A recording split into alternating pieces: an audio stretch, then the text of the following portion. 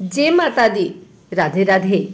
आइए सुनते हैं आज गुरुवारी एकादशी पर भगवान विष्णु और माँ लक्ष्मी की यह रोचक कहानी। आपने धर्म ग्रंथों और तस्वीरों में देखा होगा कि भगवान विष्णु शीशनाग की सैया पर विराजमान रहते हैं और देवी लक्ष्मी बड़े ही प्रेम पूर्वक उनके चरण दबाया करती हैं। दो का यह दृश्य देखकर उनके भक्त यही चाहते हैं कि दोनों में यह प्रेम सदा बना रहे। लेकिन ऐसा एक बार क्या हो गया था कि आपस में लड़ पड़े थे माता लक्ष्मी और भगवान विष्णु। इस बात की जानकारी हम आपको इस कथा के माध्यम से देते हैं। भगवान विष्णु और माता लक्ष्मी के बीच लड़ाई क्यों हुई? एक बार श्री हरि नारायण देवी लक्ष्मी से बोले, लोगों में कितनी भक्ति बढ़ गई है, सब नारायण नारायण करते हैं। भगवान की बात सुनकर लक्ष्मी जी बोली, आपको पाने के लिए नहीं, मुझे पाने के लिए भक्ति बढ़ गई है। जिस पर श्री हरि बोले, लोग लक्ष्मी लक्ष्मी ऐसा जाप नहीं करते हैं। ये सब संवाद के बाद देवी लक्ष्मी बोली कि विश्वास ना हो तो परीक्षा हो जाए। जिसके बाद भगवान विष्णु एक गांव में ब्राह्मण का रूप धारण कर गए और एक घर का दरवाजा खटखटाया। घर के यजमान द्वार खोलकर पूछा, आप कहाँ के हैं? तो प्रभु बोले, हम तुम्हारे नगर में परमात्मा का कथा कीर्तन करना चाहते हैं। जिस पर यजमान बोला, ठीक है महाराज, जब तक कथा होगी आप मेरे घर में रहना। बाद में गांव के कुछ लोग इकट्ठा हो गए और सारी तैयारी कर दी। पहले दिन कुछ लोग आए, अब प्रभु स्वयं कथा कर रहे थे तो संगत बढ़ी। दूसरे और तीसरे दिन और भी भीड़ हो गई। विष्णु जी खुश हो गए, कितनी भक्ति है लोगों के भीतर। उधर लक्ष्मी जी ने सोचा कि अब देखा जाए कि क्या चल रहा है।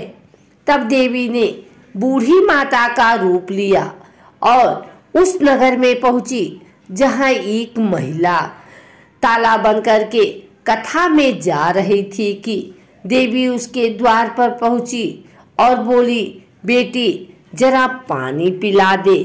देवी की बात सुनकर महिला बोली, माताजी 3:30 बजे हैं, मेरे को प्रवचन में जाना है। जिस पर लक्ष्मी माता बोली, पिला दी बेटी थोड़ा पानी, बहुत प्यास लगी है। तब उस महिला ने लोटा भर के पानी घर से लाई और माता ने पानी पिया।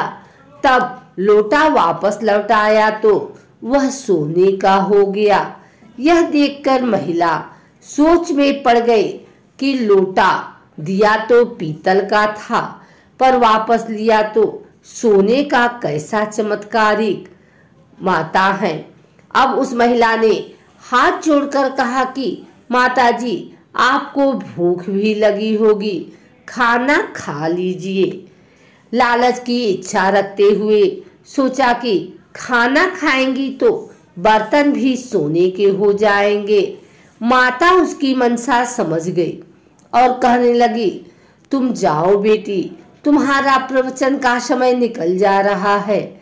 जिसके बाद वह महिला प्रवचन में आई, लेकिन अपने आसपास के सभी महिलाओं को सारी बात बताई।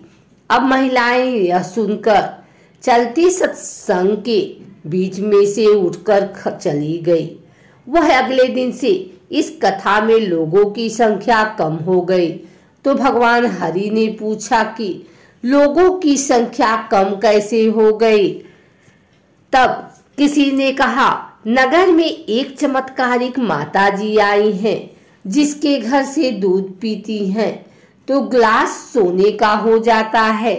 थाली में रोटी सब्जी खाती हैं तो थाली सोने की हो जाती है। उनके चलते लोग प्रवचन में नहीं आते, जिसके बाद विष्णु जी समझ गए कि देवी लक्ष्मी का आगमन हो चुका है। इतनी बात सुनते ही देखा कि जो यजमान सेठ जी थे वो भी उठ खड़े हो गए, चुपके से निकल लिए और माता लक्ष्मी के पास पहुंचकर बोले, माता, मैं तो भगवान की कथा का आयोजन कर रहा था और आपने मेरे घर को छोड़ दिया।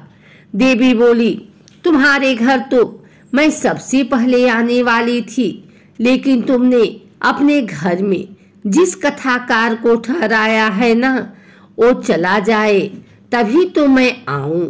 सेठ जी बोले, बस इतनी सी बात, उन्हें अभी धर्मशाला में कमरा दिलवा देता हूँ। अब जैसे ही भगवान कथा करके घर आए तो सेठ जी बोले, महाराज, आप अपना बिस्तर बांधो और जाओ, आपके रहने की व्यवस्था अब से धर्मशाला में कर दी गई है।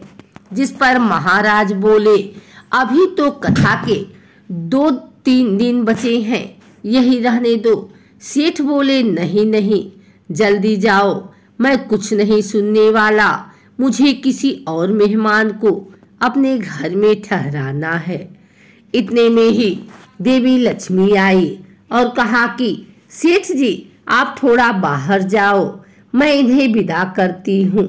माता लक्ष्मी जी भगवान से बोली, प्रभु, अब तो मान गए। देवी की बात सुनकर विष्णु जी बोले, हाँ लक्ष्मी, तुम्हारा प्रभाव दिखाई देता है, लेकिन एक बात यह देखी गई, तुम वहां जाती हो जहां संत धार्मिक अनुष्ठान करते हैं और साफ तरह से कमाई करने वाले लोग रहते हैं। इसका अर्थ है संत जहां भी कथा करेंगे आप वहां अवश्य आगमन करेंगे। इतना कहकर श्री नारायण ने बैकुंठ के लिए प्रस्थान किया। अब प्रभु के जाने के बाद अगले दिन सेठ के घर सभी गांव वालों की भीड़ हो गई। सभी चाहते थे कि यह माता सभी के घरों में आए, लेकिन विष्णु जी के जाने के बाद देवी लक्ष्मी ने सेठ और बाकी सभी गांव वालों को कहा, अब मैं जा रहा हूँ। सभी कहने लगे कि माता, ऐसा क्यों, हमसे क्या भूल हुई है? माता ने कहा, मैं वही रहती हूँ जहाँ नारायण का वास होता है। आपने नारायण को यूं तो घर से निकाल दिया तो मैं यहाँ कैसे रह सकती हूँ? और वो चली गई। तो मित्रों, आपको यह कहानी कैसी लगी? अगर अच्छी लगी तो इसे लाइक करें, कमेंट करें, शेयर करें। हमारे चैनल को सब्सक्राइब करके बेल नोटिफिकेशन ऑल पर सेट कर लें, ताकि आगे आने वाली वीडियो सबसे पहले आप तक पहुंच सके। धन्यवाद।